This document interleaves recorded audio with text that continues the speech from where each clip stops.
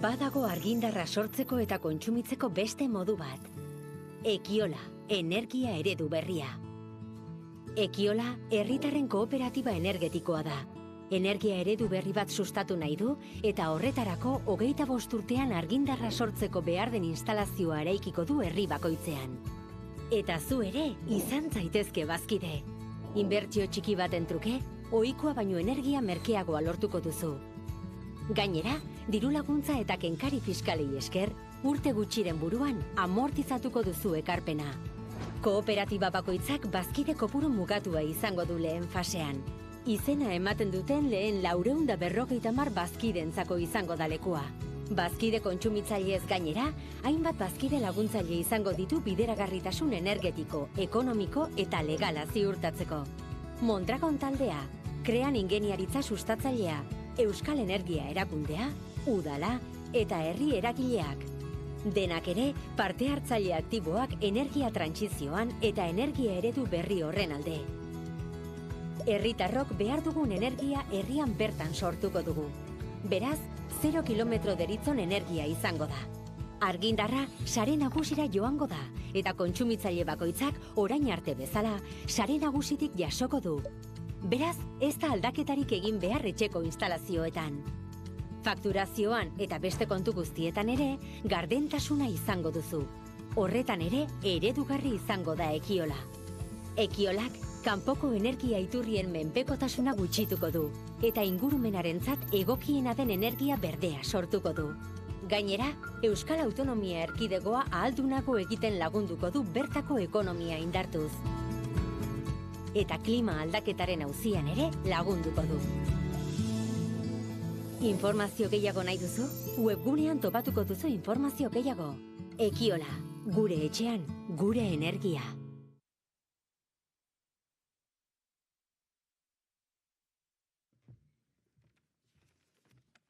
Arratsaldeon guztioi eta mila esker gaur bertaratu zareten guztioi.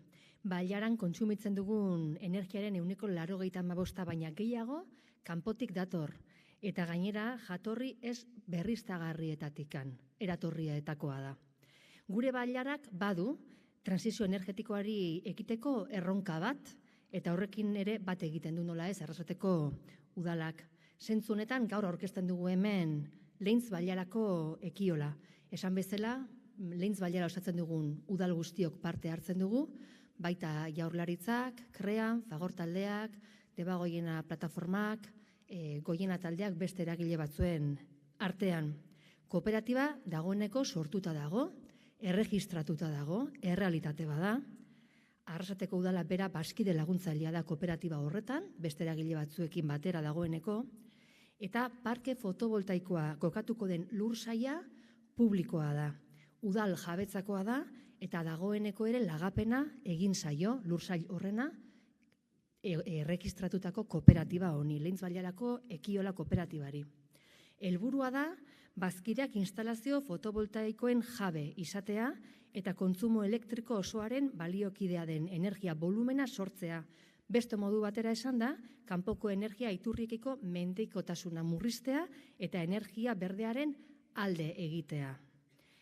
Jakin ezazue baita ere, gaur hemen entzuten duzuenarekin eta konbentzitzen baldin mazaitxuztegu Ekiolaren parte izatera, hemendik eta aterata, beko solairuan, eukiko ditugu pertsona batzuk, ordenagailuekin preinskripzioa egin nahi duenarentzako aukera emango dugu gaur bertan preinskripziori egiteko.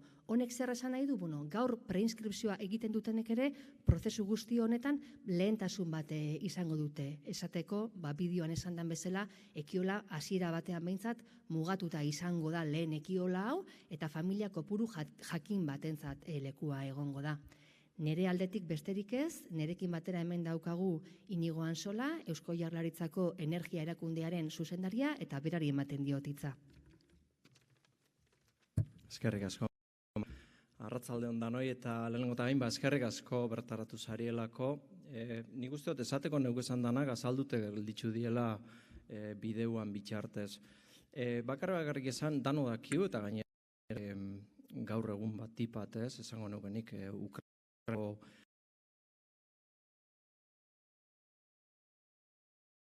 energetiko garrantzitsuenen aurrien gau esan, eta horrek eraberien irmotasun moten dozku bide horri geroz eta indar gehiago momentu hot zeula, ez da. Jakinaz, proiektu hau zatixe aurretu bengozan lanien bultzatu nahirik.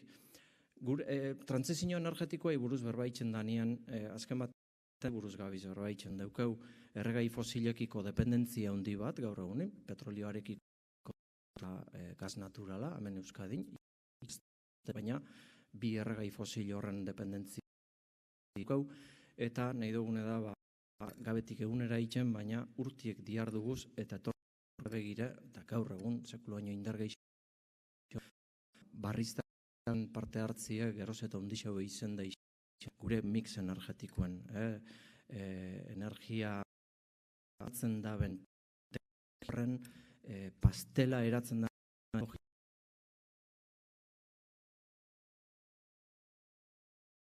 plaka fotovoltaikoa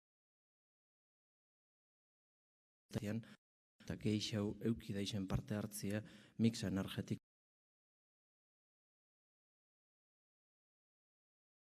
itzailea da.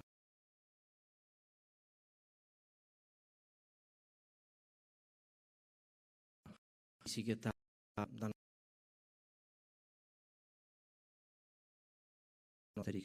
gure eta derri horretarako bai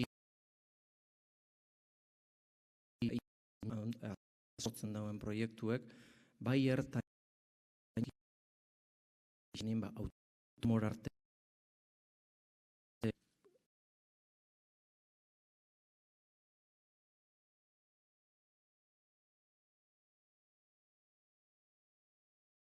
herritxarron gana geure etxe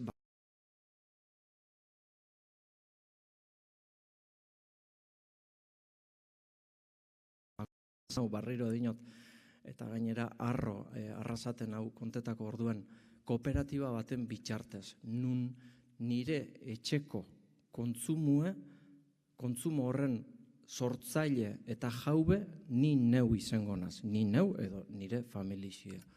Orduan, xehetasunak odeik eta aritzek emongo gozkuez, baina nahi dugune da, herririk herri, Euskal Herrixen, eredu hau zabaldu, Europako zuzentarauekin lerrokatute dauen eredu hau, beste komunidade energetiko desbardin batzuk badabiz sortu die eta implantau nahirik dabiz, autokontsumo eredu bat da gehiago, beste komunidade batzuk hemen herri honetan ezagutzen dauzenak, baina ekiolak nahi duguna da gure energi dana sortu, guk etxien bidogun energi dana sortu proiektu honen bitxartez. Eta besterik ez naz luzetuko esan dutena aritz eta odei igoten bazaria, xetasunek zautzeko eta gero galderak, nahitxunek galderak botateko aukeri hongo da, eta geroz eta geixa ezagutzen joango gara proiektu. Eta eskerrik asko da nahi.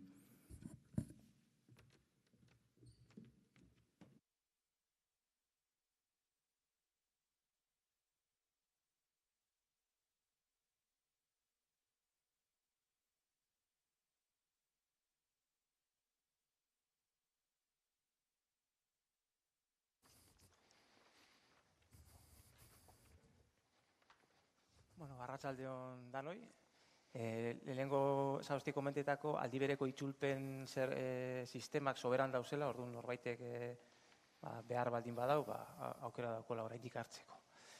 Eta, odeiri paso mona horretiz, odeik azalduko dago, apur bat teknikoki, ekiolak zelan funtzionetan dauen, niri guztako jakotan apur bat hausnarketatxo bat egitiek kooperatibismoaren begiradatik komunitate energetikoek orokorrien eta kiolak bereziki daukien garrantziaren inguruen.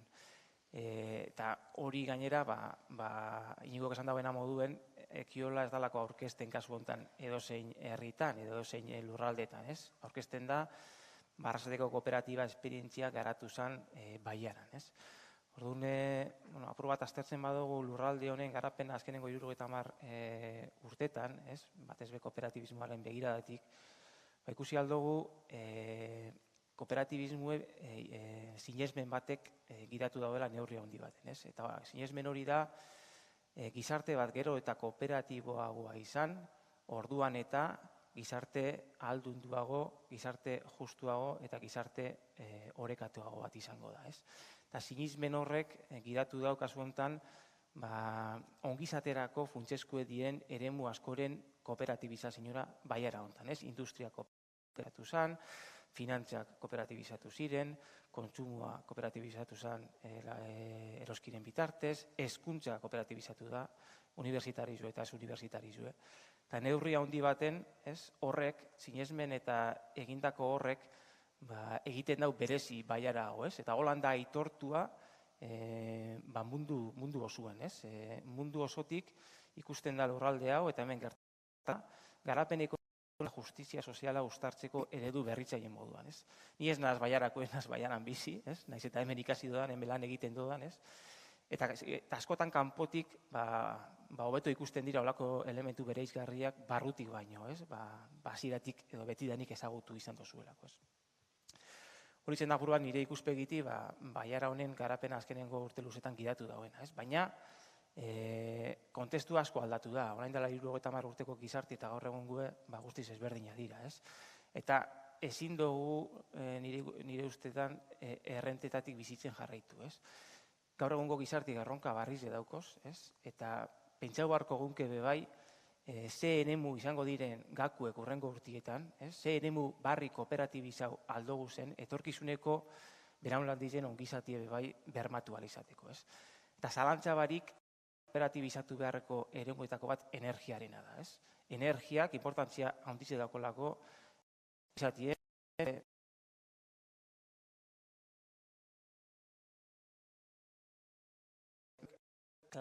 tresna klabiek dira energiaren ekoizpena kooperatibizatu balizateko. Linio aipatu dauena moduen, gure oinarrizko behar hori ez daiten egon aldagai geoestrategikoen eta komponente espekulatibo importantien esku dauen merkatu baten menpe. Eta gu izen gaitezen gure behar hori asetu alizateko tresna komunitarizuek sortuko dugu zenak. Hori da hain zuzen be Ekiola, da kooperatiba bat, energiaren ekoizpena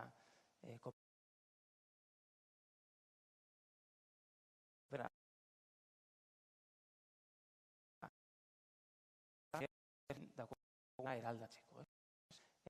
Zentzu horretan, anima nahi zaitu ebe bai, Ekiola bezalako zuen parte hartzie baloretan dozuen hien, aurrezpen ekonomikoaren edo ikuspegi ekonomikotik aratago, holako aldagaizak bebai kontuen hartzera. Eta beste barik, Odei, igual ja, ez? Txalden guztioi. Ja pixkat kontestuan jarria dago zein den iniziatiba. Saiatuko naiz modu errez baten azaltzen, Lintz Baiarako Ekiola zertan datzan. Eta gero ja, garrantzitsuena zuek dauzkazuen zalantza guztiak bildurri gabe botatzea, ez? Guretzako Ekiola erramienta bada. Simplifikatuz, erramienta bada, ikusten bai dugu, herritarren parte hartzea eta erlazioa energiarekin konplexua dela. Konplexua da herritar bakoitzak bere energia sortzeko aukera izatea, konplexua bai da sistema elektrikoaren funtzionamendua, eta urteak daramazkigu bueltak ematen, aber nola, gainera konstiente izan da hemen dagukagun errealidade intentsiade demografiko, zein rekurso eoliko eta solarra kontuan hartuta, ez? Ze eredu egin genezaken, benetan behar hori asetzeko aukera emateko herritar guztioi. Eta herritar guztioi inungo limiterik gabe. Gaur egun badira real dekretu batzuk, energia autokontsumoaren real dekretuak esaten duela eta norbanakoari baimentzen diona beraien etxe bizitzan energia sortzeko, baina ikusten genuen hemen daukagun intentsitate demografikoarekin herritar askok ez zeukatela aukera beraien teilatuetan, beraien energia propioa sortzeko. Eta hori guretzako barrera bat zen, eta horregatik iritsi gera erramienta hau edo eredu hau osatzea. Urteak daramazkigu buelta ematen, ez da erraixa, oso konplexua da. Saiatuko nahi sinpleki esplikatzen, Baina, azkenian gelditu zaitezten horrekin, ez? Partaidetza modu errez baten eta modu kooperatiboan jorratzeko eta norbanakoak eta familiek beraien energiaren 100% sortzeko aukera ematen duen proiektu edo iniziatiba bat dago. Zeintzuk dira Ekiolaren helburu nagusiak, ez? Esan bezala lehenengoa, energiaren demokratizazioa demagun, osea, norbanakoa energia sorkuntzaren jabe izatea. Gaur egun, herritarra nahiko pasiboa da, daukan aukera da, erabakitzea ze komertzializadorarekin eros dezaken bere energia eta komertzializadorak erabakiko du, modu baten edo bestean, goratago ze sorkuntza edo generadoreri energia hori erosi, ez? Guk pentsatzen geuden azkenean herritarrari eman behar diogula energia sorkuntzaren jabetza. Eta horregatik kooperatiban parte hartuz, bazkide kontsumitzaile bezala, norbanakoa justifikatu lezake, bere energia sortzen duela eta gainera bera dela jabe, bere energiaren sorkuntzaz. Eta hori aurrera pasu oso handia da, proiektu honek bermatzen duena. Ez dizu inorrek energia erosten, osea, saltzen, zuk zure energia sortzen dezu mode kooperatiboan.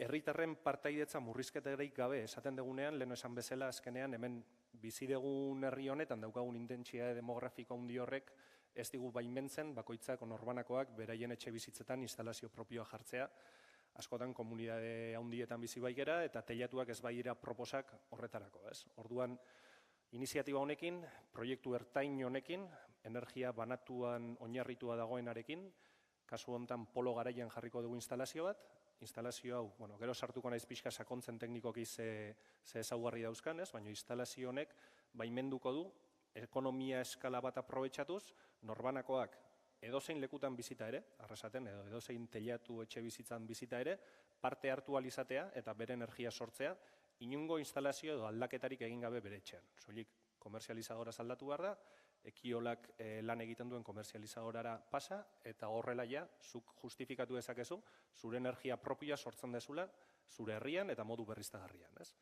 Eredu kooperatiboan ez desakonduko, oso ondo azaldua idaia hemen, baina gure ADN-a da, eta ez genuen komunitate energetikoak abizen ezberdinak izan dezakete. 2019an direktiba europeo bat egontzen zehazten zuen azertzen komunitate energetikoa, baina ez zuen esaten izan bartzen kooperatiba bat, entidade bat, SL bat, eta guk argi geneukan, eta gainera hoberen enkajatzen duelako, kooperatiba dela figurarik aproposena horrelako proiektu bat garatzeko, ez?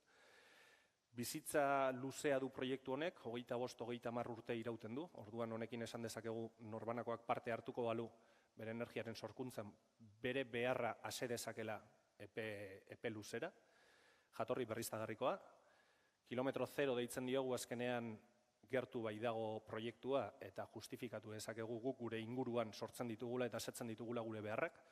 Eredu honek funtzional ezake proiektua Andaluzian ingo bagenu, denon artean, eta bertatik trasladatu energia gure fakturetara, ere berdin funtzionatuko luke, baina ez zaigu iruditzen hemen sortzen ditugun eta dauzkagun beharrak asetzeko trasladatzea proiektuak beste nonbaitera, ez? Guk dauzkagun beharrak gure inguruan asetu beharko ditugu, eta horregatik ikusten dugu beharrezkoa dela, gertutasunagatik ere bai, ez, proiektu hauek kokatu daitezen herrian bertan. Eta, aparte honek onura batzu dauzka, transporte sareak ez direla biltzen, galera gutxiago dauzkauzula, eta energia banatuaren onura guzti horiek ere biltzen dituela, ez? Bestalde, nahi genuen ere bai, jabetza izatea aparte zen trasladatzea herritar bakoitzari energia sortzeak, energia berriztagarria dut, fotovoltaikoa kasu honetan, sortzeak kostatzen duena bakoitzaren kontsumora. Osea, kasu honetan, herritarrak parte hartuko dutenez, kooperatiban eta bestalde bazkide kontsumitzaile bezala kontsumituko dutenez, montatu dugun ereduarekin justifikatu dezakegu eta trasladatu dezakegu energia koste hori, bitartekarik gabe, trasladatuko dela bakoitzaren fakturara. Eta energiaren terminoan, gero sakonduko dugu, edo zalantzak baldin baduzkazue azalduko dugu hobeto, energiaren terminoan ordainduko dela benetan kooperatibari kostatzen zaiona. Eta azkenik, eta beti azkenik esaten dugu, baina guretzako akaso garrantzitsuena da, gero aritzek ere aipatu du, osea, guretzako tresna bizi bada.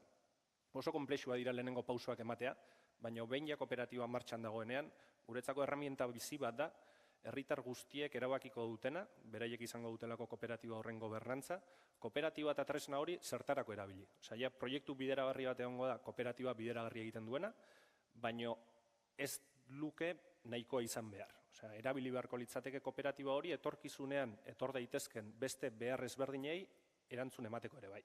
Etor daitezken teknologiei, edo energia termikoa lantzeari, edo, azkenean gehien kostatzen duena da lehen pausoak ematea, behin ja martxan jarrita, herramienta oso potente bada, beste proiektu, beste eredu, beste beharra setzeko ere bai, ez?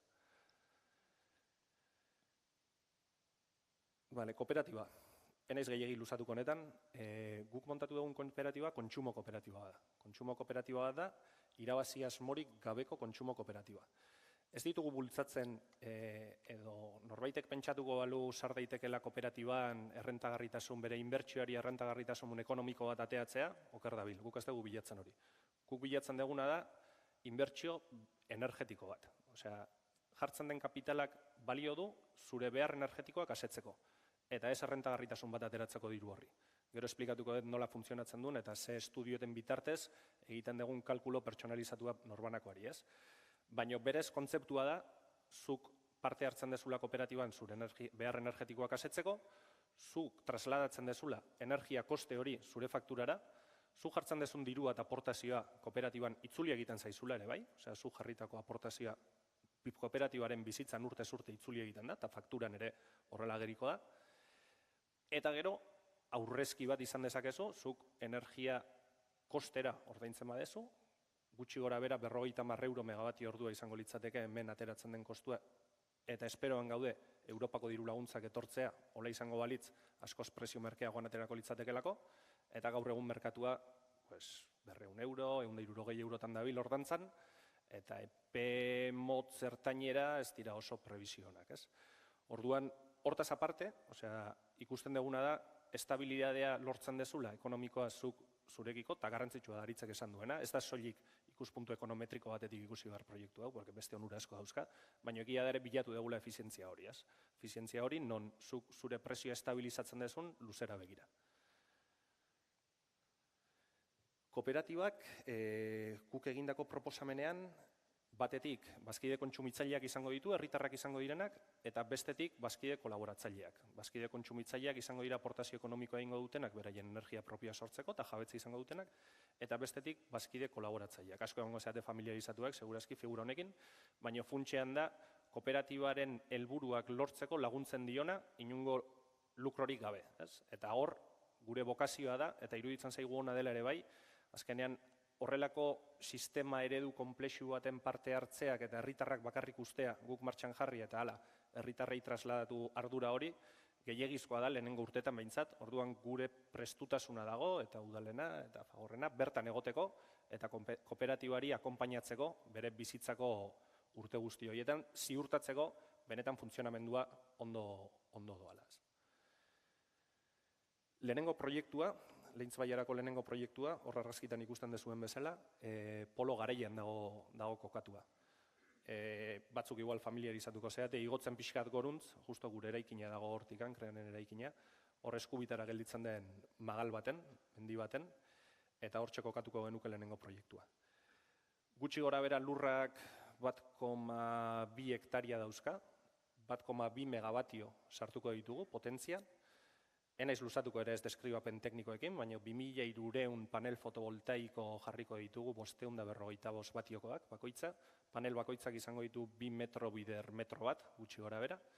Estruktura finko baten, bai garrantzitsua dena da alik eta lur mugimendu gutxiena egitea, etorkizunean desmantelatzen bada proiektua, orografia bertan gelditu dadin, inpaktu minimoak bilatzen ditugu beti.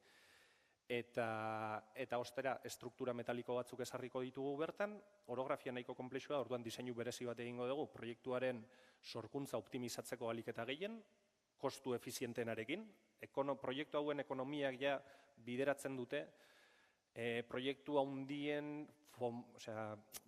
handien garapenaren antzekotasun bat bermatuz, ez? Non konstrukzio kosteak koste itxi batzuk izango dira eta zehatzak izango dira, non proiektuak berme asko izango ditun, eta non proiektuaren ekonomiak ere baliogarria izango duen edo aukera emango duen operazio eta mantenimendu profesional bat egiteko. Eta hau bilatzen genuen ere bai, hainbeste herritar biltzen dituzunean kooperatiba baten, behar ditugun berme guztiak gutxi dira. Eta horregatik ez da kapritxoa horrelako proiektu bat egitea, baizik eta proiektu hau ikusten genuen, benetan zela tamaina minimo bat horrelako proiektu eta ekonomia onak bilatuz, baina aldiz ere berme guztiak emateko aukera ematen duena. Estruktura, panel fotovoltaikoak, hor agertzen diren inbertsore horiek azkenean dira panel fotovoltaikoak egiten dutena da eguzkitik etortzen diren fotoiak efektu fotoelektrikoagatik korronte zuzenean moldatu. Korronte zuzen hori gero sarera sinkronizatu behar da eta sinkronizatzeko elektronika de potentziako elementu batzuk erabiltzen dira eta ostera transformatu egiten da sareko tentsiora konektatzeko. Eta proiektu hau distribuzio sarera konektatuko da. Neurgailu bat egongo da eta bertan likidatu ahal izango dugu eta jakin ahal izango dugu zehazki zein den proiektuak sortzen duen energia. Energia hori guk estimatzen dugu lehenago. Horrela, programa berezi eta artxibo meteorologiko berezi batzuekin, badakigu zein den 2004tik lehengo urtera arte puntu hortan egiten duen klimatologia edo irradiazioa. Irradiazio hori hartuta eta proiektua ja diseinatua daukagulako, jakin dezakegu programa berezi batzuk erabiliz, zein den proiektuak sortuko duen energia urte osoko balantzean eta bestetik zein izango litzateken urte osoko urtez urteko sorkuntza urte meteorologiko tipikoa izango balitz. Hori jakinda eta bestalde erramienta berezi bat sortu dugu non herritarrei erresten diegun jakitea, porque gero zalantza izango da, nik zenbat panel behar ditut nire energiaren 100% sortzeko, erramienta berezi batzuk sortu ditugu, modu errex baten, non faktura bat, eta hau irikiko dugu, gero itoak esplikatuko izkizu zeintzuk diren, non faktura bat aurkeztuta eta bakoitzaren DNI-a zein kontsendimendua, telematikoki ere egin daiteke, gu gai geran deskargatzeko zuen azkeneko 3 urtetako kontsumoak orduz ordukoak, kontsumo errealak. Hartzen dugu azkeneko urtea, nola badakigun zein den zuen kontsumo perfila norbanakoarena eta badakigun zein den sorkuntza egingo duena, atxikitu diezaiokegu norbanakoari zenbat panel fotovoltaiko beharko lituzken. Edo ze portzentai beharko luken kooperatiba bere energiaren 100% sortzeko. Eta aldi berean panel hoien kostea zenbat izango litzateken. Eta aldi berean ere bai, gaur egungo fakturarekin alderatuta, zein izango litzateken bere realidadea kooperatiban parte hartuko balu. Eta, gero aurrerago argazki batzu jarriko izkizuet eredu batzuekin. Hau kasu bat da, kasu erreal bat da, famili batena, 2900 kilovatio urte kontsumitzen dituena. Hau gutxi gora bera da, ideia bat egiteko 4 pertsonatako etxe bizitza bat. Hemen ikusten dezue, batetik zein den sorkuntza perfila, barra horia izango lukena, eta zein den kontsumo perfila. Badakizuen bezala energia fotovoltaikoa behintzat estazionala da. Ez da berdina abenduan, proportzionala da ia, temperaturarekin ere egina du, baina proportzionala da eguzki orduekin edo irradiazioarekin, orduan udako hilabetetan betiaren energia gehiago sortzen da. Guk egiten duguna da balantze anual bat. Eredu hau, ere bai, ez da kapritxoa, autokontsumo eredutik atera gera, iruditzen zitzaigulako etzela nahikoak gure helburuak lortzeko. Autokontsumo ereduak baimentzen dizu zure energia konpentsatzea hilabetero, baino hilabeteko konpentsazio horretan saldoa positiboa bada, urrengo hilabetera 0an pasatzen zera. Zer egiten du hori eta efektu du horrek, ez dela ekonomikoki interesgarria autokontsumoko real dekreturako jitzen bazera, zure kontsumaren 130 berrogei bat baino gehiago instalatzea. Ez sortzea zure energiaren 130 edo berrogei gehiago zure kontsumaren 100arekiko. Efektu honegatik, badirelako hilabete asko, non badaukazun hor sobrante bat, ez dizutela utziko konpentsatzen urrengo hilabetera, konpentsazioak hilabetekoak behi dira. Eredu hortatik atera ginen eta beste eredu hau sortu dugu, non hemen balantzea ez dago limitatua hortara eta konpentsazioak egin daitezke urte osoko balantzean edo haratago. Horrela bermatzen dugu sortzen den energia guztia aprobetxatuko dela eta fakturara trasladatuko dela. Inungo limitarik gabe.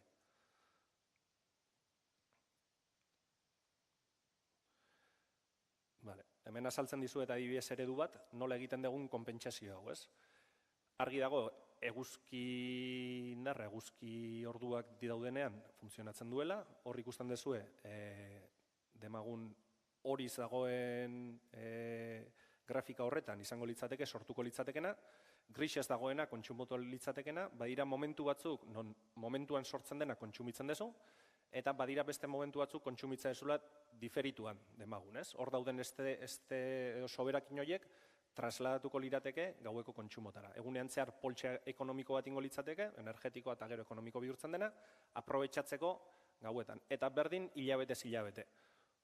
Abenduan, segurazki ez genukela sortuko kontsumitzen dugun bezain beste, baina hori konpentsatuko dugu udaran sortuko dugulako gehiago. Eta horregatik esaten dugu urte osoko konputoan, zuk justifikatu dezakezula, zure energiaren 100% sortzen dezula, eta gainera, bada sistema edo mekanismo bat hori bermatzeko, garantiaz de origen deitzen zaiona, trasladatuko zaizula zure fakturara, eta zuk justifikatu izango duzu fakturan agertzen zaizulako, zuk kontsumitu duzun energia benetan proiektu hortatik datorrela.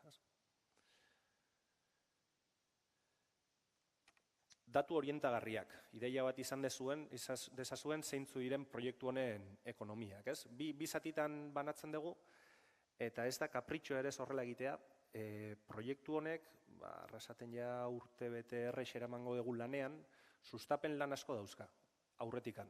Azterketa asko egin behar dira, teknikoak, ingurumen errelegoak, urbanistikoak, lizentziak eskatu behar dira, proiektuak egin behar dira, sarerako akzeso eta konexioa eskatu behar zaio distribuidorari, eta lur bat lortu behar da.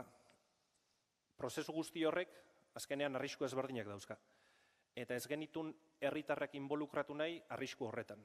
Orduan, zer erabaki genuen. Lehenengo fase hori guzti hori guk garatu, eta behin bideragarri dela, baimen lizentzia eta autorizazio guztiak dauzkagunean, orduan ja herritarrei zabaldu, parte har dezaten kooperatiban, jakinik ja, kooperatiba benetan bideragarria dela eta egingo dela.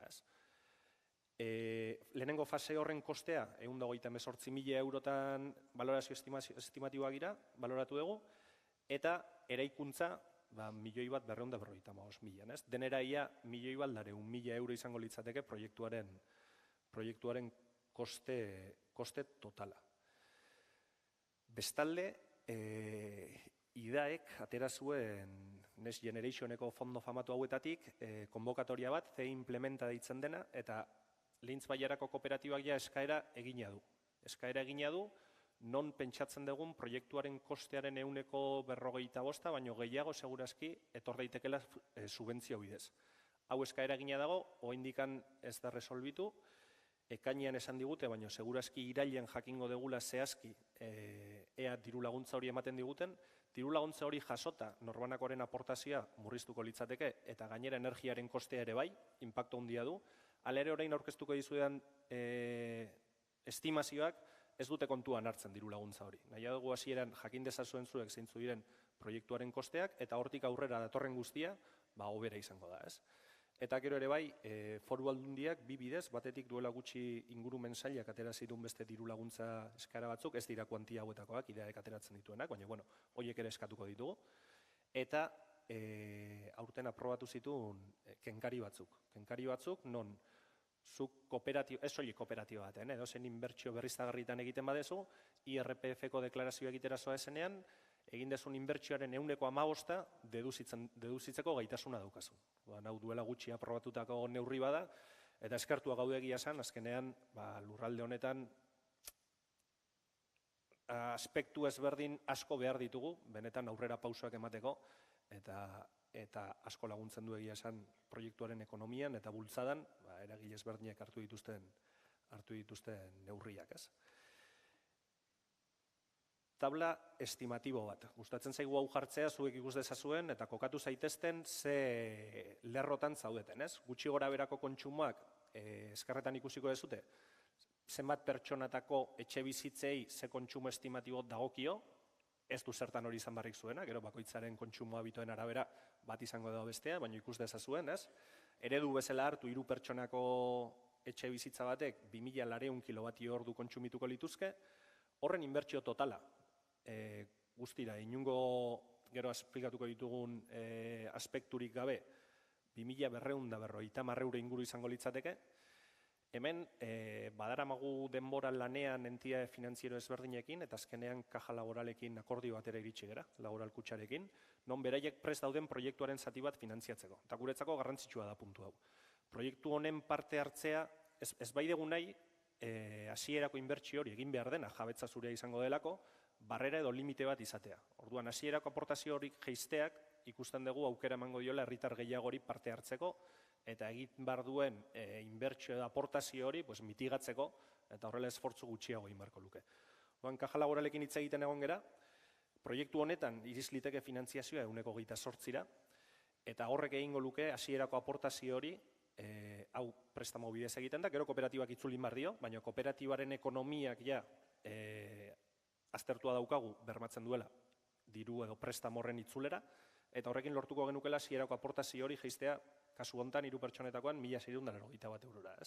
Horri aplikatuta kengariak jagongo ginateke 1.500 eurotatik bera, eta azkenekoa da futuriblea, diru laguntzak etorriko balira, edo gasuneko dirua lortuko bagenu, azkenean ja gelditzen da 1.000 eurotan, 3 pertsonetakoan, 1.000 eurorekin, 1.500ekin iruditzen zaigu, dela esfortzu bada, baina azkenean esfortzu horrek sortzen dituen ondorioak eta dauzkasun aurreztuko zenuken dirua, zein parte hartze hori, eta zu justifikatzea zure energia sortzen duela, bastante interesgarria iruditzen zaigu dela.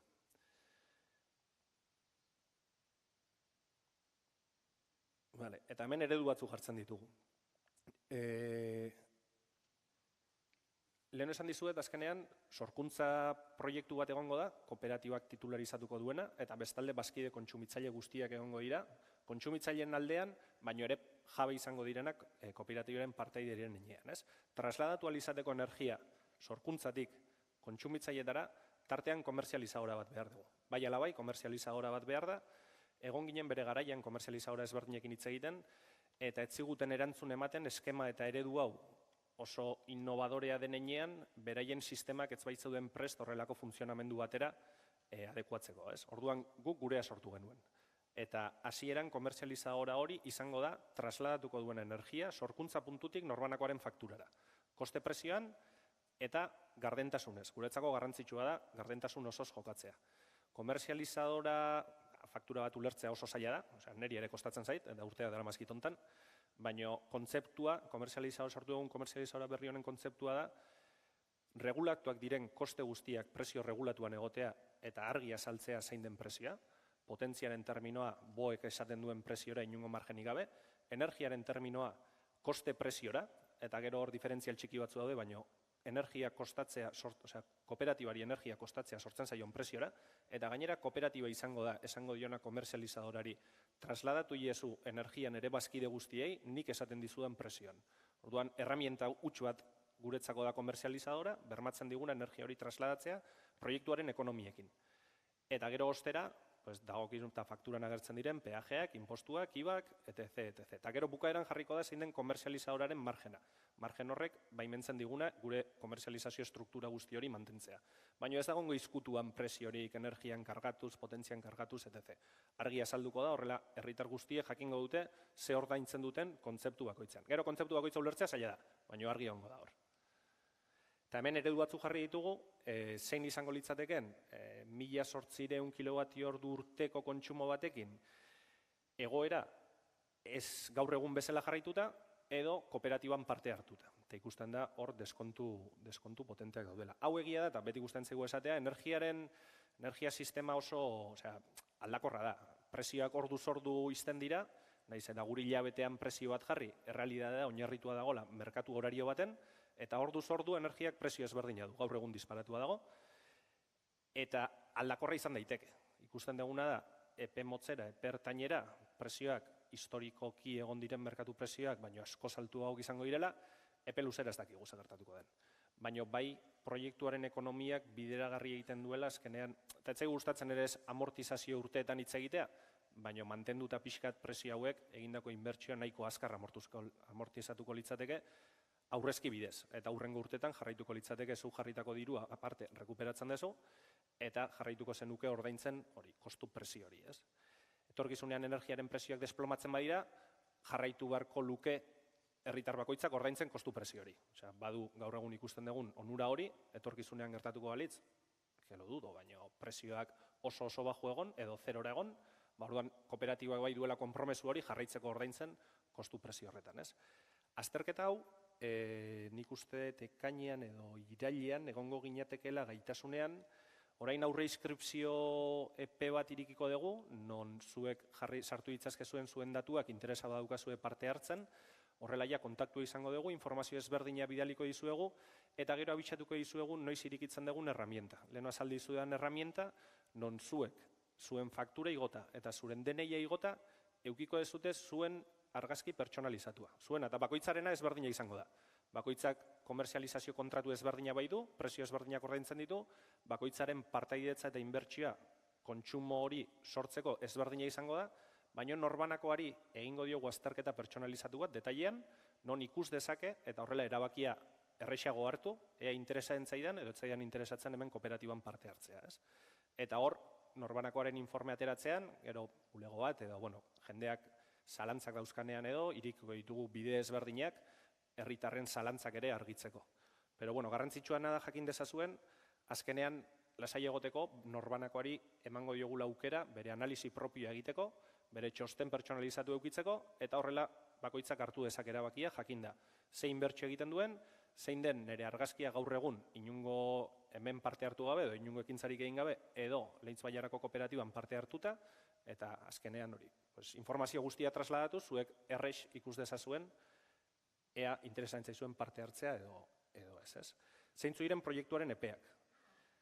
Aurkezpen egin genuen, aurreko hilabetean, hilabete hontan aurre inskripzio epea irikiko dugu, gaur da lehenengo bilera arrasaten egiten duguna, datorren astean Aretxabaletan, Eskoriatzan eta Leintz Gatzagan ere egingo ditugu bilera ezberdinak. Irailean inskripzio fasea irikiko dugu, orduan ordurako abisatuko dizuegu, interesa dezuen guztioi, bakoitzak egin dezan bere txosten pertsonalizatua eta aukera izan dezan erabakitzeko informazio guztiarekin interesa duen parte hartzen edo ez. Egia da txostenak, da beti esaten dugu, zenbakitaz asko hitz egiten dugu, badakigulako jendeak eta zatoztenean onera, ateatzen zaizkizuen lehenengo zalantzak direla, eta hau zenbat kostatzen da, eta zenbat aurreztuko dut, eta zenbaten amortizatze dut, beti zenbakitaz saiatzen gara hitz egiten informazio izan dezazuen, baina egia da gero balorean jarri behar direla proiektu honen beste onura guzti horiek, ez? Baina, irailean izango dezute zuen informazio partikularizatua, eraikuntza espero dugu azaroak baino lehenago astea, saiatuko gera lehenago hasten, eta martxan datorren urte hasieran egongo litzateke proiektua. Hauek dira gutxi gora bera manejatzen ditugun Leintz Bailarako ekiolaren epeak. Eta besterik gabe, espero dut ez oso astuna izana, baina zalantzak oain zuen txanda da, zalantza baldin mauzkazue, galdetu lasai.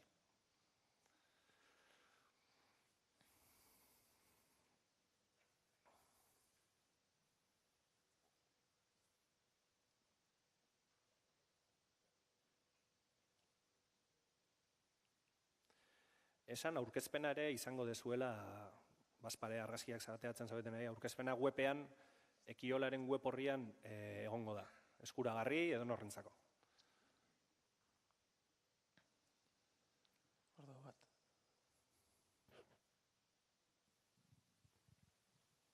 Hemen da bat eskinean.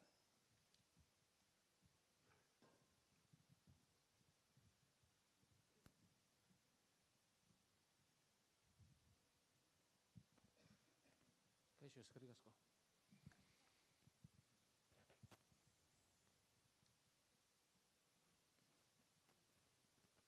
Bai. Proiektu hau autokontsumoarekin konpatiblea izango litzateke. Hau da, bakoitza bere etxean edo bere portalean, eraikuntzan, teilatuan panela jarri eskero, honekin ere konpatiblea izango litzateke edo nolabaiteko txokea egongo litzateke bien artean. Konpatiblea da, baino zuk autokontsumoan kubritzen badezu zure sorkuntzaren 130, beste 70 hortan. Orduan bai, baina zuk autokontsumoarekin, ez da egit, bakoitzaren hori banan aztertu behar da ikusteko ze puntura arte interes dakioken edo ez. Konpatiblea hasiera baten bai, baina zuk ja zure beharrak asetua dauzkazunean 100 baten, bazkenean beste 100 txiki bat daukazu hor egiteko.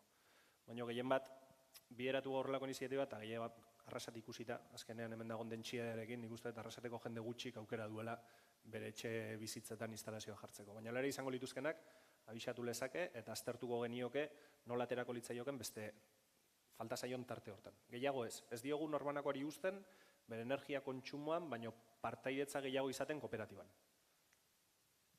Ados, eskerrik asko.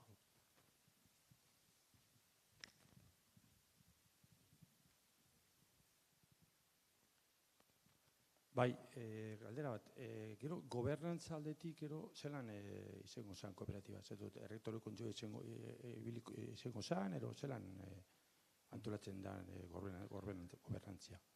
Kooperatiba, bere kontseilu errektorea izango du, kooperatibak, herritarrek aukeratu beharko dezutena, edo, herritarrek kooperatiban parte hartzen duen asambleak aukeratu beharko du zein den kontseilu rektorea, asamblea bat egingo da, eta gero bazkide kolaboratzaileak egongo dira ere bai, baimentzen dutenak edo laguntzen dutenak demagun proiektuaren funtzionamendu egokian.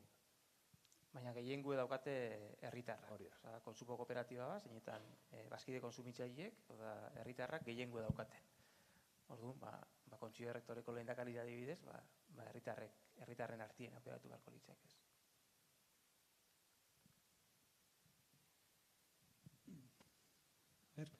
Bai. Eta proiektua zela da, bakarrik jende fizikoentzat edo ere entitate juridikoentzat, enpresentzat edo soziedad gastronomikoentzat edo...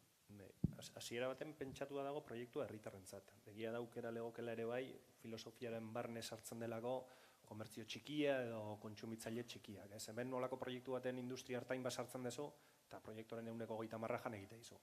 Orduan, proiektuaren ideia ere bai parte hartzea alik eta zabalena izatea, baina gero ere aukera legoke proiektuaren filosofiarekin bat datorren gertuko komertzioaren partaidetza horrelako iniziatiba baten. Hemen, kontutan hartu, azkenien orain egingo da lehenengo instalazio bat, 1,2 megabatio, eta horrek emoten dago 500 familia, ez gutxi gora bera 500 familientzat.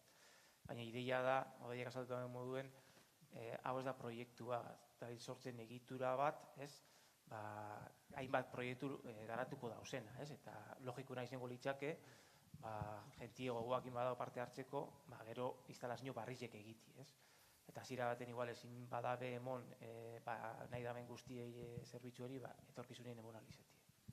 Bale, mila esker. Beste kooperatiba batzuk energia berriztagarria erabiltzen dutenak ere badaude. Zergaitik sortzen duzu zuek kooperatiba hau beste batzuk dagoeneko egonda? Guk azkenean, eredu bat sortzen dugu, eredu bat non norbanak hori baimentzen diogun bere energia propioa sortzea modu kooperatiboan eta inungo limiteri gabe.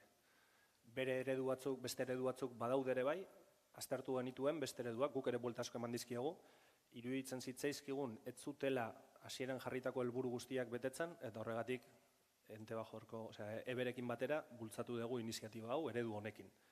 Iruditzen zaigulako, hemen daukagun errealitateari erantzun emateko eta partaidetzalik eta zabalen egiteko bide, ez dakit bakarra, baina bide egokia hau dela.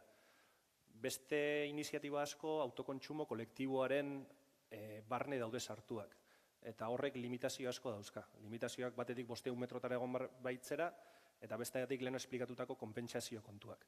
Aztertu genituen, ez zitzaizkigun nahikoak iruditzen, eta gainera aurrera pauso esanguratsu bat eman genuen. Ez genien konformatzen kooperatiba batekin onbertan 30 lagun edo 10 lagun elkartzen diren, baizik eta herramienta bat erreala izan dadila, partaidetza zabalarekin eta edozeinek parte hartzeko aukera izan dezala. Inungo limitazio, distantzia limitazio hori gabe, ez ezer gabe. Duen guk bermatzen duguna hori kooperatiba batek sortzen da, eta hau ez da kooperatiba komerzializadora bat, non zuk kooperatiba bati energia erosten diozun eta kooperatiba horrek atzetik erosten dion beste dozeini. Azkenean, komerzializadorak guretzako herramienta dira, non beharrezkoak diren, sortzaile batetatik, kontsumitzaile batetara energia hori iristeko. Zu kontsumitzaile bezala, zuzenean ezin diozu erosi sortzaile bati. Baina eredu honetan, bai, zuari zera zure energia propioa erosten egin baten, baina, koste hori trasladatzen. Orduan, honekin zikloa izten dugu. Norbanakoa buru jabe da, energia sortzen du, sorkuntza arloan dago kooperatiban parte denean, eta gero energia hori kontsumitzen du. Eta zuk bermatzen dezu, zuk sortzen dezula zure energia propioa. Ez hirugarren batena, eta gainera zure kostera. Hori, azpimarratzearren bai, ez? Horiek aipatu den moduen, dauzen kooperatibak komerzializazioen jarduten dabe, ez? Eta komunitate energetikoak etorri dira sorkuntzan jarduteko, ez? Orduan hori da batez behaldi, ez? Gaur egun dauzen kooperatibak, adibidez Goiener bat, ez? Goienerrek komerzializatzen dago energia berdie. baina ez da ekoizten, edo oso zati txiki bat ekoizten dago, ez? Gehiena merkatuan erosten da. Orduan, komunitate energetikoak dira tresna, komertzializaziotik haratago ekoizpena kooperatibizetako. Bai, baina Goiener ere ari da energia sortzeko bidean. Orduan, beraiek helburua ez da bakarrik komerzializatzea, baizik eta sortzea ere, bai. Orduan, eurakin jarri zarete elkarlanean, eurakin izan dituzue harremanak? Bai, eredu ezberdinak dira, egia esan. Guztiz eredu ezberdinak dira. Guk bultzatzen dituguna da, sorkuntza banaturikoan oinarritutako komunitate energetikoak, eta ez sartu nahi beraiek egiten duenera, baina, bueno, hau esplikatzea gatoz. Baina bai, egia da, eredu asko daude, ezberdinak daude, eta gainera, eta esango dut, eredu guztiak dira onak. Herri honetan, duela denbora zibar ginen lanean energia berriztagarrietan, egia da, idiosinkresia ezberdina dauzkagula, eta ez dela erresa proiektua garatzea. Arrazoia ezberdinengatik, ez da erresa herri honetan energia berriztagarrizko proiektuak aurrera eramatea. Berandu goaz, eta azkenean edozein ekintza onuragarria da herri honentzako. Daukagun menpekotasun energetikoa aurrera eramateko. Norbanakoaren proiektu txikiak, proiektu kolektiboak komunidadean edo gertuko jendearekin, horrelako proiektuak, proiektu handiagoak ere bai, beti ere helburua bada proiektu horrek onura bat ustea gure herrian, ez? Bertako energia, sortzen den energia, modu kompetitibo baten, bai industriari, bai herritarrei ere trasladatzeko. Baina eredu guztiak dira egokiak, eta onak. Parkatu azkeneko galdera. Esan duzu baita ere, herritarren kopurua mugatu izango dela, ez dakite 500 kidera edo horrela ulertu dute. Zergaitik mugatzen da? Azkenean, sorkuntza mugatua denean, guk hasierako proiektu hontan, panel kantitate eta energia volumen bat daukagu, eta nola bermatu nahi dugun parte hartzen duten guztien 100% asetzea, volumen mugatua denean sorkuntzan partaidetzaren mugatua da. Orduan, ez dira 500 zehatz, baizik da, azten da jendea apuntatzen, azten da, sorkuntza volumen kupo hori okupatzen, eta izten denean, izten da. Jende askoak parte hartuko logalu, kontsumo txikikoa, iriz gintezken 800 pertsonetara. Baina gukein ditugun estimazioetan, gutxi gora bera, 550 familietan gaude. Hori berriro da, lehengo parke fotovoltaiko hontan. Baina ideia da, benetan jentie parte hartu nahi badau, gero etorriko dira parke fotovoltaiko barriak eta aukera emoteko beste batzuri be batzeko kooperatibara.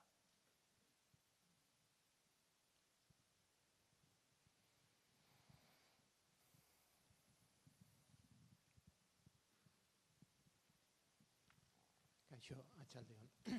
Ni bi galdera dauzkat egiteko. Alde batetik esan duzu, eta garbi dau ez, abenduan azkenen energia gutxiago sortuko dala, ez da? Orduan, karo, abenduan konsumoa normalen baino altoagoa izaten da ere, udan argindar gutxiago konsumitzen da etxe bizitzetan. Orduan, horti, argindar hori nundi jaso behar dugu. Azken finean hor, argindar hori ez dugu bilduko, ez? Udan ez dugu geneguako argindar hori bilduko, baizik eta nolabait erabilingo dugu, eta erabilpena ez dakit sarean zehar izango da, eta gero guk saretik jasoko dugu abenduan konsumitu behar dugun guzti hori da ondo ulertu ez dudana. Eta bigarrena, jodezagun igual momentu honetan, famili baten, 2 pertsona diela, baina Euskalo igual hemendi 5-6 urtetara, igual 4 pertsona dira, edo orduan konsumoan ere aldaketak egon litezke, ez? Orduan, karo, konsumo aldaketa horretan 100% ere igotzen dijo, ez? Orduan hori nola kudeatuko dan, edo jaisten dijon, edo 100%tik pasatzen balin bazara hori nundik jaso behar dezun argindarra, hori nik egin nahi nituen galderak. Kasu hortan adibidez, abenduko egoeran, hemen posten dezue bertan, abenduko egoera, zuk etzea iritseko sortzea, segurazki kontsumitzen dezun guztia, udan beste guztia merkatutik jasoko litzateke. Baina aldiz, udaran sortuko zenuke kontsumitzen dezuna baino gehiago, udan merkatura saltzen da. Baina hor badago, lehen esan dago, garantiaz de origenen sistema hori, zuk bermatu dezakezula urte osoko konputoan, zuk sortu dezula kontsumitu dezun bezain beste. Orduan, badaukazu abenduan, merkatutik jasotzeko esposizio hori, udaran gehiago sartuko dezu, baina urte osoko konputoan, egingo genuke parra, aztertzen dugun argazkiarekin, gaur egungo argazkiarekin. Eta horri lotuta lehen esan dezuna, eta etorkizunean zer, azkenean guk zifra batera mugatu behar gera, hasierako argazki hori osatzeko, baina gero kooperatibak erabaki dezake, norbaitek kontsumoa handitu nahi badu, kooperatiban eskaera egin dezake, ea norbait interesa duen kontrara kontsumoa murriztu duelako, hasieran 4 familia hielako, eta seme alabak independizatzen zaizkio, eta 2 pertsonak gelditzen dira etxean, orduan hor gero kooperatibaren regimen internoan arautuko litzateke nola joan kasatzen demagun norbaitek gehiago nahi badu, edo besteak gutxiago nahi badu, aktualizazio guzti horiek. Eta hori gero, zuek erabakiko ezu ere, bai. Azkenean, kooperatibak erabakiko du, guk badauzkagun eredu batzuk, baina gero kooperatibak erabakiko du, nola nahi duen antolatu eta nola nahi duen kudeatu etorkizuneko kontu horiek. Batzuk galdetzen digute, adibidez, eta nik etorkizunean aerotermia sartu nahi badet, nire kontsumo termikoa ere bai modu elektrikotik bideratzeko, eta horretarako energia elektriko gehiago behar dut, aukera dut, batetik izan daiteke kooperatiban beste norbaiten partaidetza hartuta, edo bestetik aritzek esan duen bezala, azkenean behar gehiago dauzkagun heinean, hor masa kritiko handi bat egongo da, non ikusiko da zeintzu diren denen jendearen beharra, eta gero kooperatiban sekzio ezberdinak sor daitezke, eta proiektu ezberdinak bideratu daitezke. Eta etorkizunari begira, interesa badago, kooperatibak erabakiko du beste proiektu bati aurre egitea, beste behar ezberdinak asetzeko. Hau erraminta bizi bada, eta horregatik guretzako garrantzitsua da. Lehenengo, martxan jarri behar da, baina bestetik dauden erronka ezberdinei aurre egiteko erraminta oso potentea iruditzen zaigu.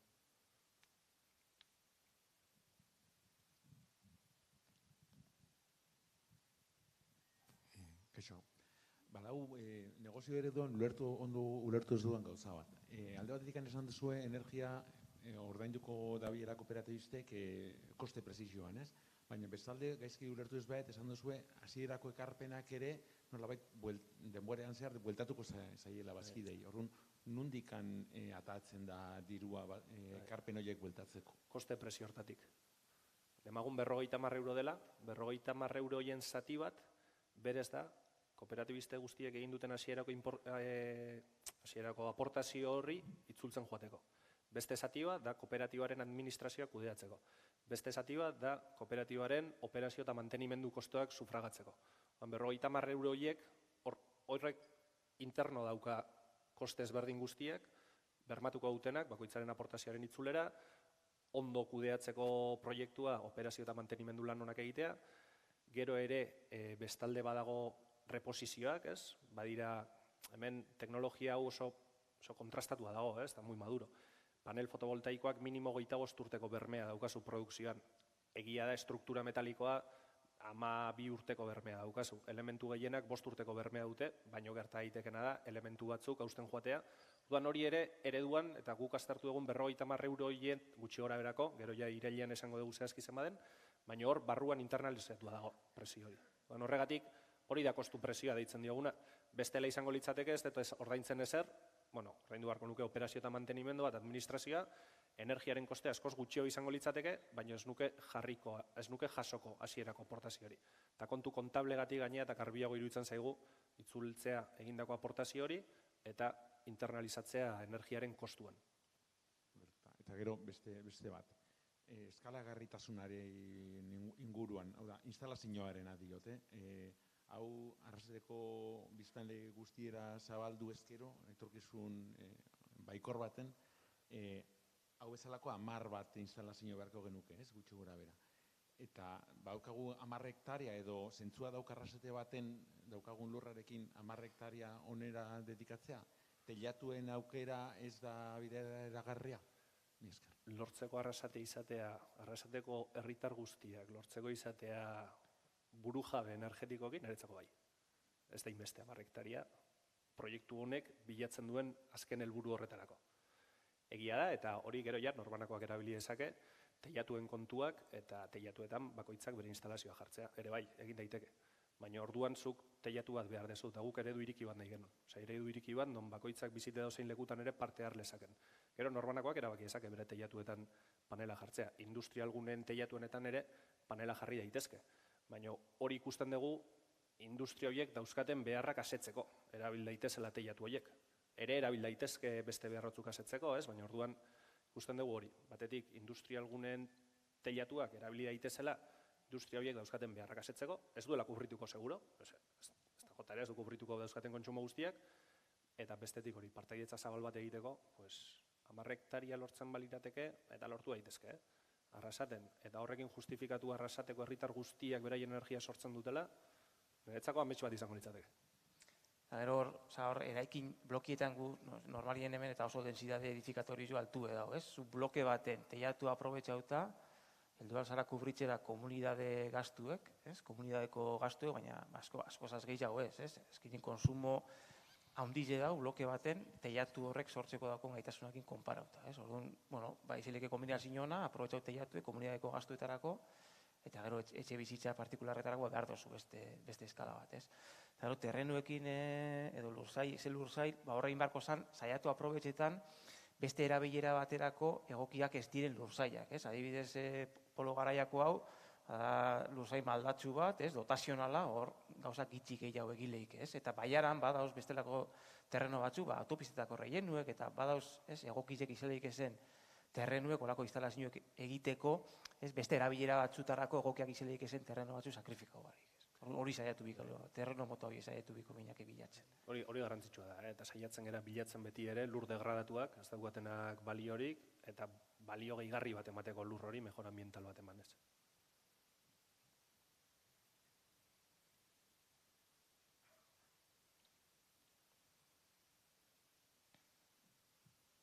Beste bat.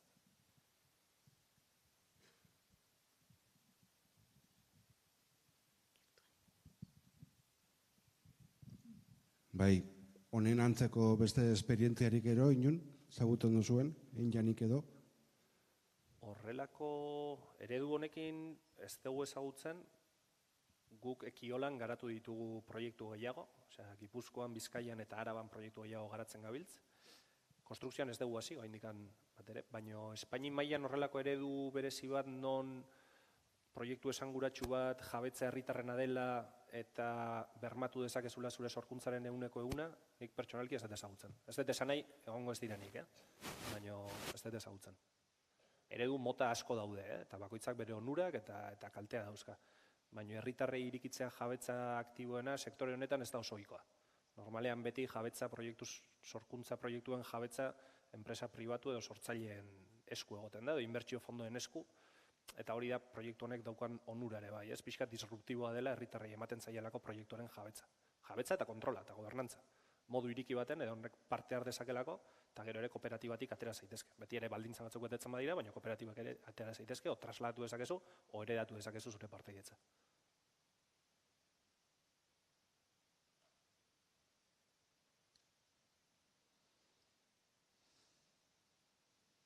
Hemen beste bat. Beste bi. Una pregunta quería hacer. Estáis hablando siempre del huerto fotovoltaico, siempre estando aquí. ¿Eso es una obligación de la legislación o el huerto fotovoltaico podría estar en el sur de Navarra, por ejemplo? Entiendo que en el sur de Navarra la radiación solar es mucho mayor, luego la eficiencia sería mucho mayor. ¿Por qué queremos hacerlo aquí al huerto fotovoltaico y no en otra zona de mayor radiación solar? Porque no queremos trasladar nuestro problema a los navarros. Bueno, eso no es ningún problema. Bueno, el navarro te dirá que igual mejor te lo haces en tu pueblo. No, igual prefiere que lo hagas allí si le pagas bien. O sea, no vamos aquí ahora... También puede ser, pero no es... Yo quiero saber por cuál es la razón. Sí, la filosofía es al final que cada uno satisfaga sus necesidades en su entorno y que la energía sea de generación cercana, kilómetro cero, porque por eso habría una concentración de generación en Andalucía, que ya empieza a haberla, pero entendemos que al final cada uno tiene que ser responsable y satisfacer sus necesidades en su entorno. ¿Él?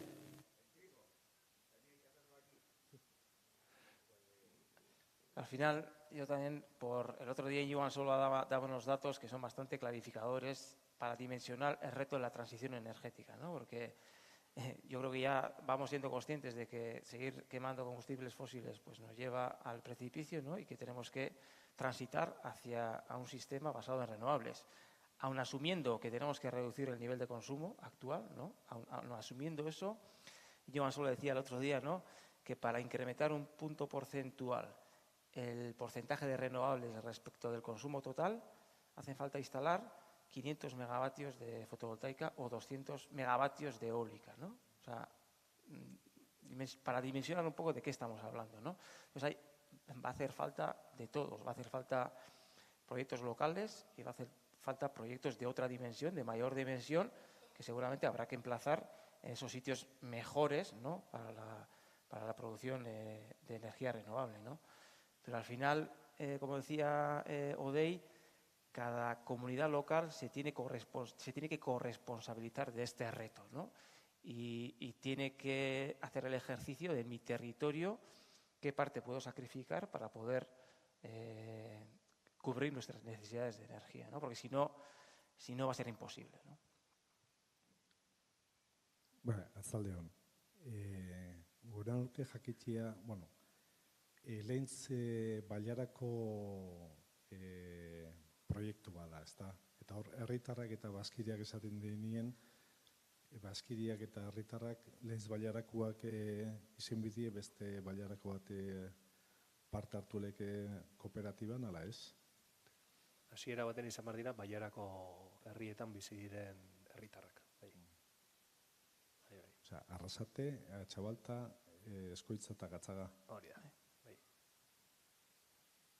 Ideia da, debagoien hau eta ekimenetik, hor gabiz lankidetzan, parte publiko eta eragile kooperatibo eta gizarte eragileek, komunitate energetikoen figura hon nahi da eskualde osuen garatzi, ez? Eta, bueno, Odeik azaldu da moduen, eredu ezberdinak dauz, komunitate energetiko baten eredu ezberdinak dauz. Nagusiki aldie da, kasu guztietan kooperatibak dabiz konstituitzen, aldie da batez bez, regimenien jarduten dozun, ez? Autokonsumo regimenien edo bestelako regimen baten, ez? Orduan, bueno, Bailarako beste herrietan badabiz komunitate energetiko sortzeko prozesuek garatzen, ez? Kasu hortan, beste herri batzuetan autokonsumoaren bidetik joan dira, ez? Orduan, logikoena da komunitate energetikoen tokiko eskalako erakundiek dira, toki horretako herritarrei bideratuta, ez?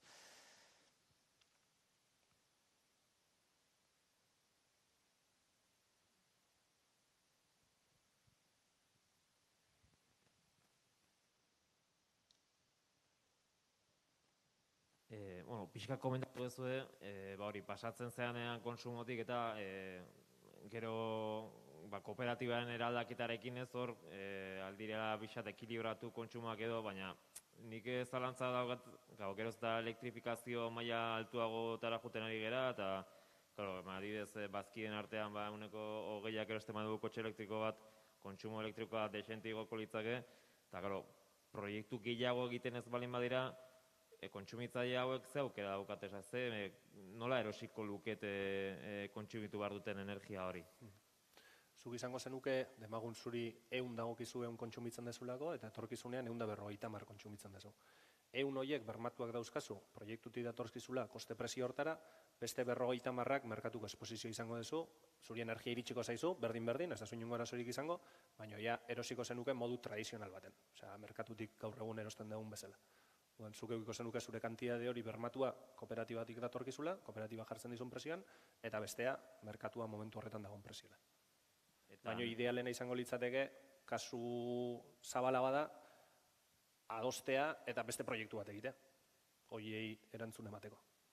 Eta ze prezioetan jakingo dezun erosteko, esanet, nola diskriminatuko du ze ordutan deskontatuko dizu edo kontsumituko duzu zurea eta ze ordutan erosiko duzu? Hori balantzeatu egiten da.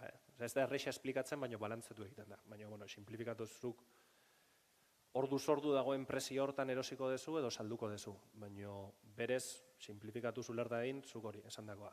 100 kontsumitzen baituzu eta 100 sortzen baituzu, 100 horiek koste presiora, diferentzial batzuekin, orduko kontu horregatik. Eta beste 50ak, zuzenean merkatuak markatzen duen presiora. Kasu hortan kotxe elektrikoek kargetako baldin bada, normalien gau eskargauko da, eta gaur-gaurkoz, energia merkien gabe ez da, ez?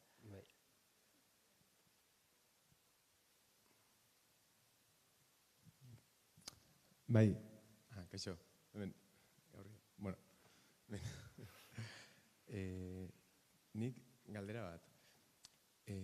esan dugu zerbitzu hau Baiarakoek aldugula hartu, Baiarakoendako dauela itxita, baina hemendik urte batzutara beste lekun batera bizitzen fanezkero, bertatik halko nauen hemendik jaso energia, beste herri batera fanezkero. Bai. Eta ez egon hemen, kontsumoa ez egon hemen, halko nauen hemendik jarraitu hartzen. Bai, eredu honek daukan flexibilidadea, da ez zaudela lotuta zure teilatuan eta zure kontsumora, baizik eta parte hartzeko hasiera baten bai, egon barko zeinateke, eta gero etorkizunean, beste nonbaitera bazoaz lanagatik edo dana delakoa, abixatu beharko zenuke, kooperatiban eta komerzializadorari, enbede kontadore hau, beste kontadore hau daukat, eta zuzenean trasladatzen da kontadore horretara. Eta gero, hor neguan kontsumitzen dugun energian inguruan, azkenean saretik hartu behar dugu, energia hori zek prezioan ordainduko gauen. Osa, kooperatibari kostau jakon prezioan, baina merkauko prezioa izango zen. Azkenean gertatzen dena, zuk daukazu kobertura bat demagun, zure 100% sortzen dezula koste prezio horretan. Errealidadea da, momentu batzutan ez dela egongo sortzen eta zu kontsumitzen egongo zera, orduan badaukazu esposizio bat, horregatik ez dugu esaten zuk ordainduko zu 50 marretakito. Egia da existitzen dela esposizio bat estazionala eta egunekoa, momentu batzutan sortzen dezulako eta ez dezu kontsumitzen, eta beste batzutan kontsumitzen dezu eta ez dezu sortzen energia. Orduan, zuk erosiko zenuk eta salduko zenuke merkatuan, eta kobertura hori daukazu 50 marrekoa. Orduan, badago esposizio txiki bat diferentzial hoietara. Nik egunean zehar sortzen badet, eta egunean zehar prezioa gauean baina handiagoa da, pues nik salduko dut energia prezio altuago baten, erosiko dut prezio merkeago baten, eta orduan enbede 50 mar, izango litzateke 30 mar. Edo kontrara, nik egunean zehar prezioa, merkatu prezioa merkeagoa da gaueko baino, nik salduko dut prezio baten, erosiko dut garestiago baten, orduan enbede 50 mar, 60 mar. Guk historikoak egin ditugu, aztertzeko benetan zenbateko esposizioa dagon, eta ez dauka impactua handia. Horregatik ez dugu esaten, bermatzen da koste prezioa.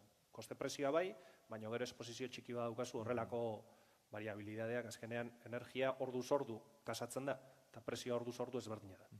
Azkenean, udane soberan daukugun energia hori saldu ingo gauen, eta horrek gero fakturan murriztuko zauen guztia. Iriz daiteke momentu bat, ez badezu ezer kontsumitzen, igual faktura negatiboa ez dizute dirua itzuliko, gordeko zaizu urrengo hilabeterako, eta urrengo hilabetean konpentsatuko zaizu udan eukitako estedente hori. Baina bai izango den efektua, estazionala den enean da, fakturak neguan, garestiago izango direla udaren baino.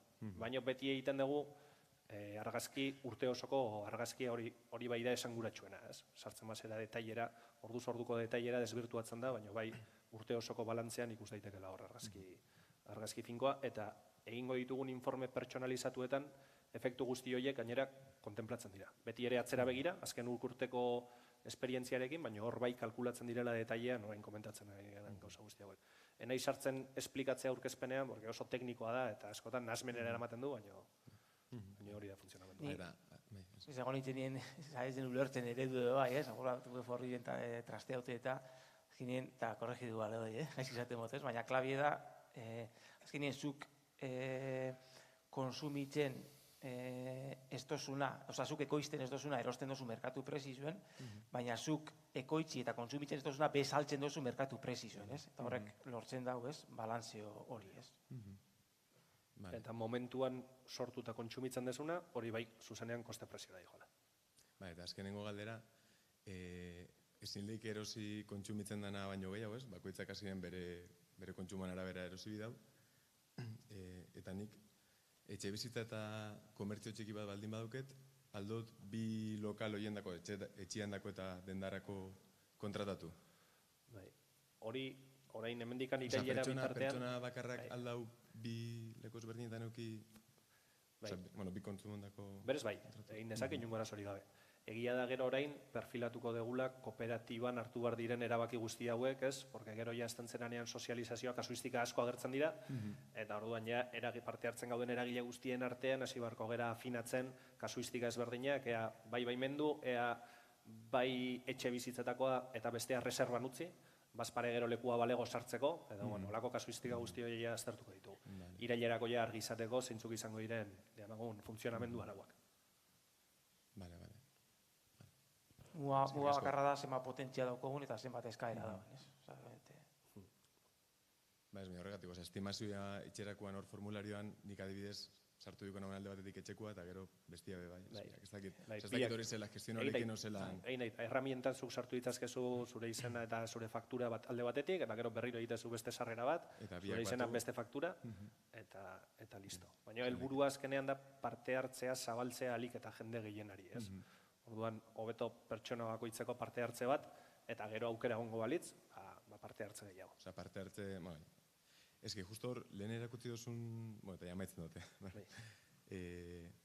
aurrezkian konparaketan, justo esan guratxoa zen, kontsumo handietan gehien aurrezten zela, ezta? Bai, eta orduan, asko kartzen badugu parte txikitsua, ez dut asko merezi, ez?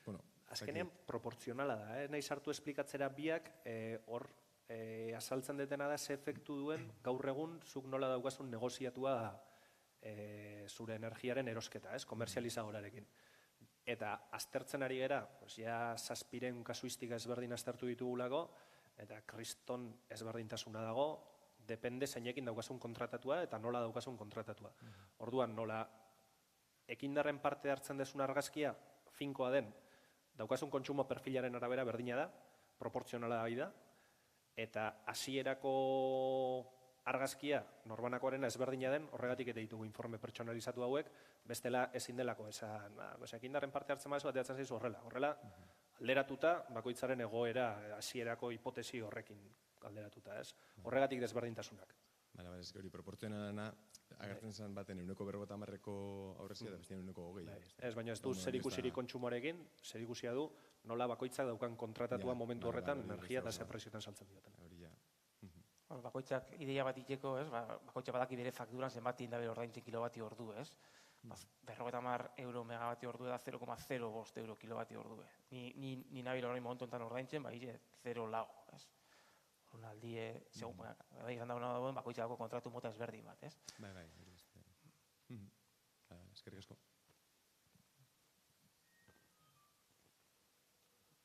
Bai, kaixatzaldeon, bi galderatxo. Nik kontratatzen badet, imaginatu 3.000 kilobati urtean, bai? Gero espadet kontsumitzen ze gertatzen da. Oda, imaginatu 2.500 geratzen ezen. 500 horiekin ze gertatzen da, hori alde batetik. Eta gero bestetik, fiskalki edo, komentatu zue, 1,5ko dedukzioa dauela eta hori. Hortarako, norbanako egon bida alta emunda iaen, edo da kooperatiba bera, ez dakit azaltzen ezen. Bai.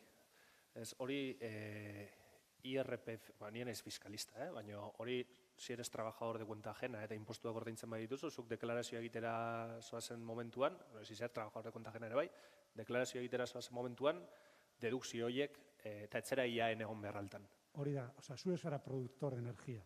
Ez, zera kooperatiba baten bazkide kontsumitzaile. Por ahí, no?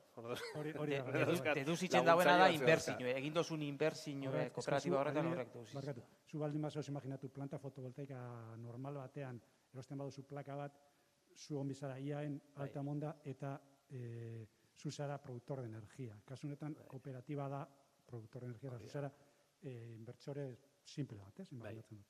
Bai, printzipioz. Eta besteari lotuta, ze efektu duen eredu honek? Zuri 3.000 kilobati ordu badauzkizu eta inbertsioa egiten dezu 3.000 kilobati ordu horietarako eta etorkizunean gutxio kontsumitzen dezu, izango duen efektua da askoz gutxiago ordainduko dezula fakturan.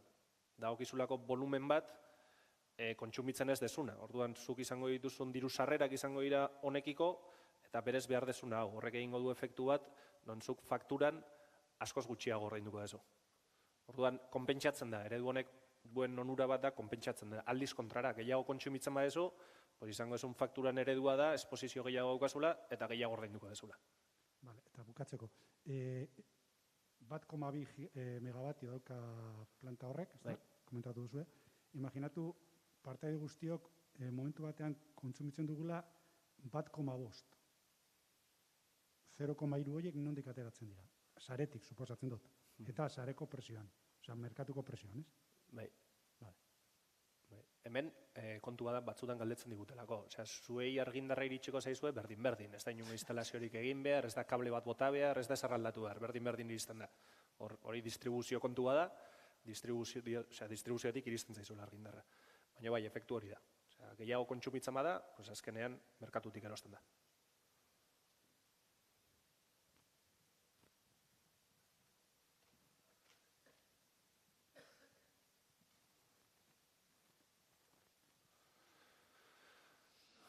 Listo.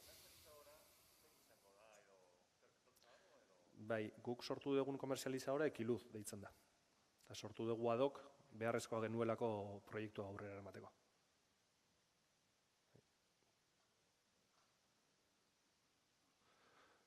Bueno, ez badago galdera gehiago, mila esker benetan, pozgarria ikustea hola aretoa, betea, eta mila esker.